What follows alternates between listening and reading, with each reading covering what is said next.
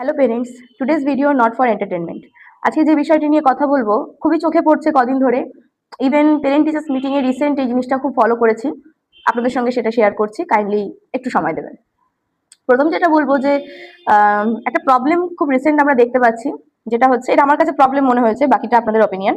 সেটা হলো কিছু কিছু গান আছে যেগুলো স্পেসিফিক্যালি বাচ্চাদের জন্য তো নয়, ইভেন বড়দের জন্য হলেও ওটার আমি মনে করি নির্দিষ্ট সময় যাই হোক আছে সেটা শোনার বা বোঝার জন্য। সব সময় ওইসব গানগুলো শোনা বোঝা যায় না বা যাওয়াটা উচিত নয়। কিন্তু খুবই হতাশজনক ভাবে দেখছি যে সেই গানগুলোতে বাচ্চারা রীতিমতো ডান্স করছে, রিলস বানাচ্ছে, হেল্প করছে তাদের পেরেন্টসরাই। কি আশ্চর্য না? যেটা ভুল, যেটা ঠিক নয়, সেটাতেই আমরা বাবা মায়েরা বাচ্চাদেরকে পুশ করছি, যাও যাও করো করো, ফেমাস এন্ড ভাইরাল হতে হবে তো। এই জিনিসটার চক্করে একটা বাচ্চার ছোটবেলার থেকে তার শৈশবটাই কেড়ে নিচ্ছি। একটু ভালো করে ভেবে দেখুন। কিছুই না, আমি রিসেন্ট জিনিসটা জানতে পেরেছি বা এই বিষয়টা নিয়ে কথা বলতে ইচ্ছে হলো এই কারণেই। রিসেন্ট একটা মিটিং এ আমি শুনলাম একটা ক্লাস 2 এ পড়ে বাচ্চা, তার আর্লি পিরিয়ডস হয়ে গিয়েছে। এখন আমরা যা ডেইলি খাবার দাবার খাচ্ছি সেগুলো যে সব যে খুব একটা অর্গ্যানিক খাচ্ছি তা তো আর নয়।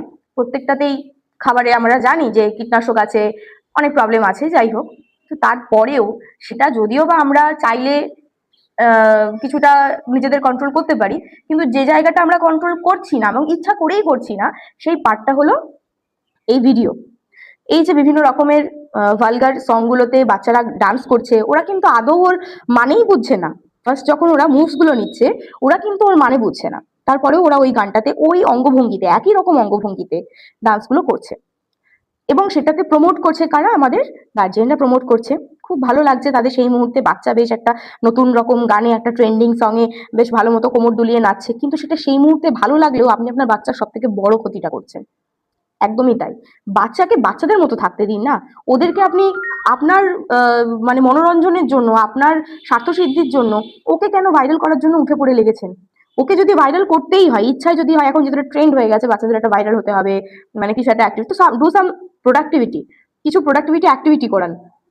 সায়েন্সের কিছু কাজ করান, কিছু এক্সপেরিমেন্ট করান হাতে কলমে, কিছু বডি বিল্ডিং, আপনার হচ্ছে বিল্ডিং ব্লকস এর কাজ করান, বডি বিল্ড আপের উপর জোর দিন, ওদের যাতে করে ওদের এক্সারসাইজের উপর ইন্টারেস্ট বাড়ে, এই জিনিসগুলোর উপরে জোর দিন। কিন্তু এইগুলো কি করাচ্ছেন? What is this? আমার কোথাও মনে হয়েছে জিনিসটা বন্ধ হওয়া দরকার, আর সেটা ইমিডিয়েটলি বন্ধ হওয়া দরকার। আমি জানি না আপনি আপনার বাচ্চাকে নিয়ে কতটা কনসার্ন, অবশ্যই আমার থেকে বেশি কনসার্ন হবেন, কিন্তু হন, সত্যি সত্যি হন। বাচ্চা ভালো খেলো, ভালো পড়লো, আমি শুধু এটুকুর কনসার্ন হলাম, আর বাচ্চার হাতে আমি সুন্দর আমার ফোনটা তুলে দিলাম, দিয়ে বললাম তোমার মন মর্জি মতো ডান্সে তুমি গানে তুমি ডান্স করো, নাচো। This is not the right fact, not the right thing. এটা ঠিক হচ্ছে না। এর জন্যও কিন্তু আমাদের আর্লি পিউবারিটি হচ্ছে। এমনটা নয় যে সবসময় শুধু খাওয়ার জন্যই হচ্ছে। মেকআপ, যে মেকআপ আইটেমগুলো আমরা বাচ্চাদেরকে দিচ্ছি, খুব ভালো করে তাদের মুখগুলো লাল লাল করে দিচ্ছি, ঠোঁটগুলোকে লাল লাল করে দিচ্ছি, এই যে করে দিচ্ছি, কিন্তু এটা ওকে ক্ষতি করছে। একটু রিসার্চ করবেন, একটু জানবেন, আপনার বাচ্চা, আপনার দায়িত্ব, ওদের থেকে ওদের চাইল্ডহুডটাকে কেড়ে নেবেন না এইভাবে। আর যদি কোথাও আমার কথাগুলোর সঙ্গে সহমত হন, ইস আম টেলিং সো রাফলি, সো আই থিঙ্ক অনেকে এই জিনিসটাকে নিতে পারবেন না, অনেকের ভালো লাগবে না, কিন্তু তাতে আমার কিচ্ছু যায় আসে না। পরিষ্কার বলছি, আপনার বাচ্চা আপনার দায়িত্ব। আপনি আপনার বাচ্চা বাচ্চা ছেলে মেয়েগুলোকে ছোটবেলাটাকে ছোটবেলার মতোই উপভোগ করতে দিন। তাতে ওরা জিনিসের মূল্য দিতে শিখবে, মূল্যবোধ তৈরি হবে। আর্লি পিউবারিটির ফলে অনেকগুলো ক্ষতির সম্মুখীন হবে। সেই ক্ষতিগুলো কি, সেগুলো নিয়ে আরেকদিন না হয় আলোচনা হবে। চলো, যদি সত্যিই আপনাদের কাছে ভিডিওটা ভ্যালুয়েবল মনে হয়, তো কাইন্ডলি শেয়ার করুন আপনি বাকি মা বাবাদের সঙ্গে যারা এই ধরনের কাজগুলো করছে বলে আপনার মনে হয়।